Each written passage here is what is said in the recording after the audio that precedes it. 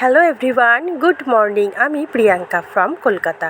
আমার চ্যানেলের আরও একটি নতুন ভ্লগে আপনাদের সকলকে জানাই স্বাগত। রাধে রাধে বন্ধুরা, আপনারা সবাই কেমন আছেন?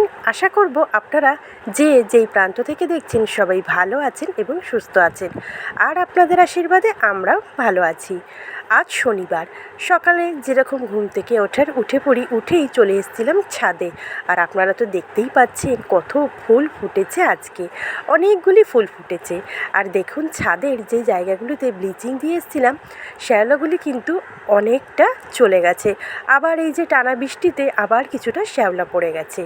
এদিকে গাছের পেয়ারা দুটোও কিন্তু বেশ ভালোই বড় হয়ে গেছে। তো সকালে আজকে সেরকম কাজকর্ম ছিল না, মানে বাসি কাজ। রাতের বাসনটা তো রাতেই আমি মেজে রাখি, আর আজকে আপনাদের দাদাভাই যেহেতু দেরিতে বেরিয়েছে ওই আজকের ঘরগুলি পুছে দিয়েছে।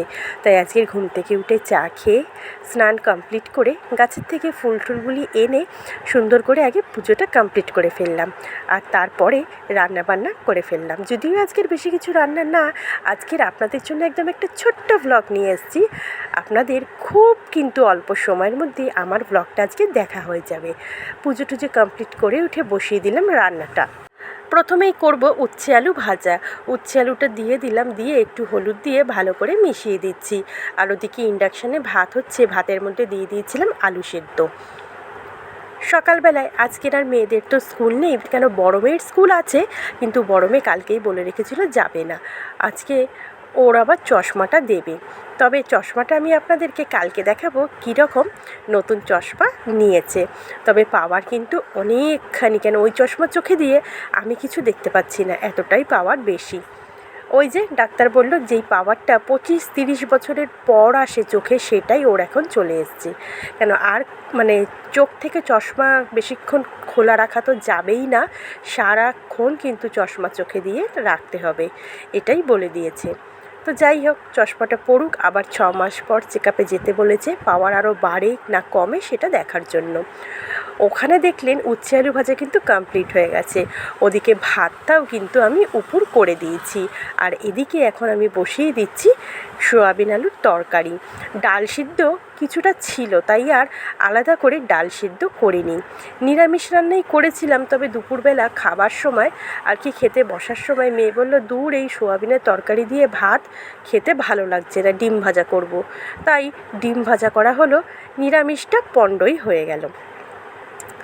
তো যাই হোক, কী আর করা যাবে। আলু আর সয়াবিনটা খুব সুন্দর করে হলুদ দিয়ে লাল করে ভেজে তুলে নিয়েছি। এরপরে কড়াইতে তেল দিয়ে গোটা জিরে ফোড়ন দিয়ে দিলাম 2খানা পেঁয়াজ কুচি।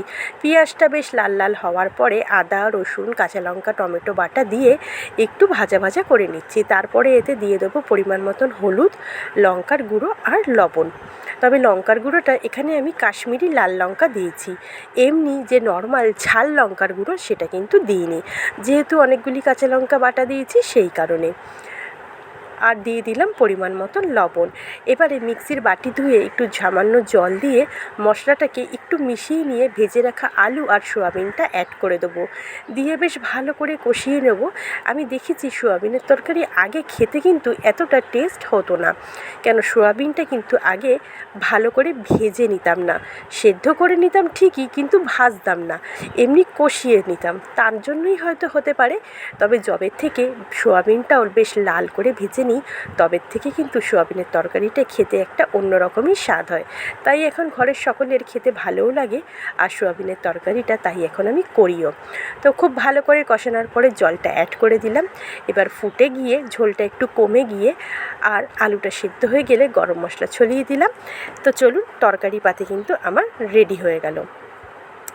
গরম মশলাটা বেশ সুন্দর করে কিন্তু মিশিয়ে নিচ্ছি, আর মিশিয়ে দিয়ে রেডি সয়াবিনের তরকারি। যেহেতু ডাল সিদ্ধ আছে তাই আর বেশি অত ঝোল করিনি।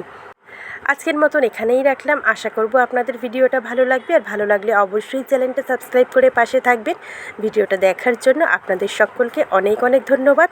কমেন্ট আগামী দিন পড়ব আগের দিনের ভিডিওতে। আজ তবে রাখি, দেখা হচ্ছে আগামী দিন নতুন ভ্লগে। ততক্ষণের জন্য টাটা, ভালো থাকবেন, রাধে রাধে।